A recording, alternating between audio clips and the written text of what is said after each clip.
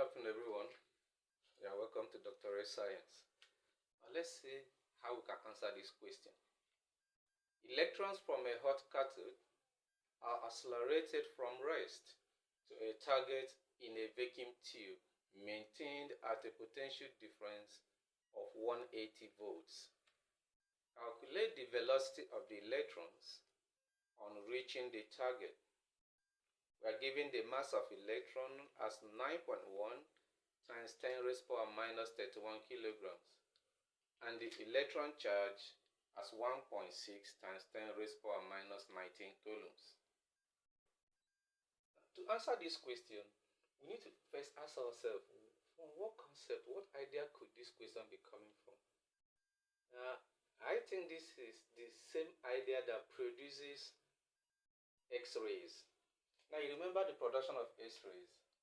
You have, say, a vacuum tube this way, and here is a cathode, and here is the anode, and inside here you have the target. Now, you have a metal that can easily generate electrons when it is connected to a small potential difference, say Vs. Now, this potential difference, when it hits this filament or metal, it produces electrons. Electrons gets emitted from it, but at this moment they do not move.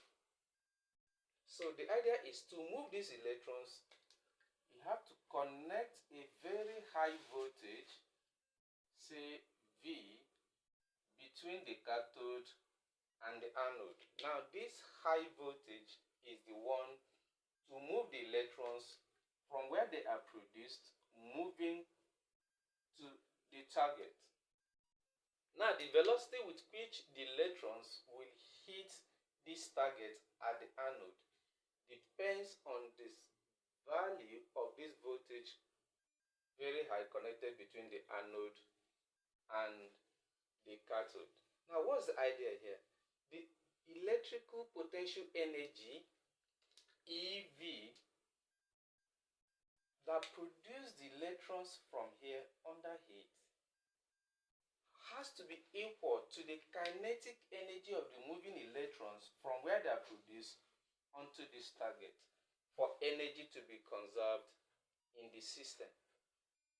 So all we need to do is say that this electrical potential energy, EV, is equal to the kinetic energy of these electrons as they move from where they were produced to this target.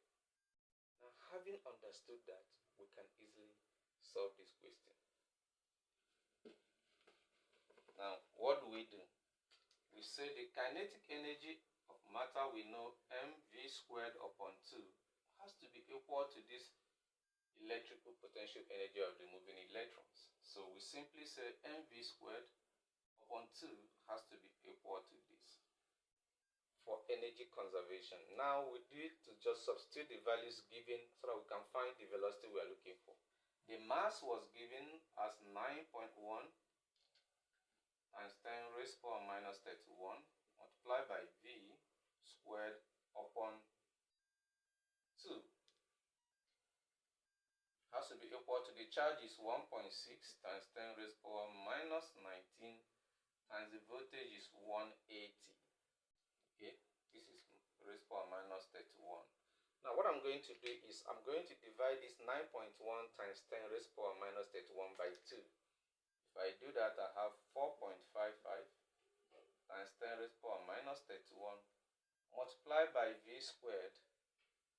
It has to be equal to, now I multiply the right hand side of the equation. That product will give about 2.88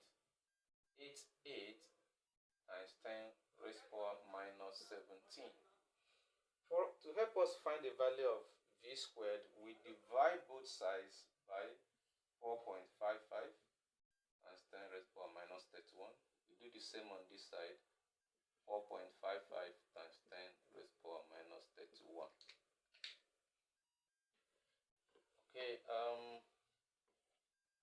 this, we cancel this here, we are left with V squared equal to, This ratio on the right hand side, 2.88 times 10 raised power minus 17 divided by 4.55 times 10 raised power minus 31 will give us about 6.3297 times 10 raised to power 13. Now we are asked to find the velocity, not the square of the velocity. What do? We take, taking square root of both sides.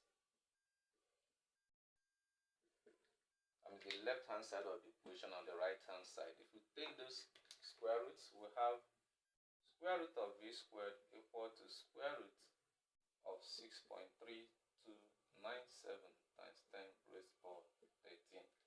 This will cancel this, so we have the velocity, which is what we are looking for. This square root will give approximately 8 times 10 raised power 6. Of course, velocity's unit is meters per second. And this is our answer.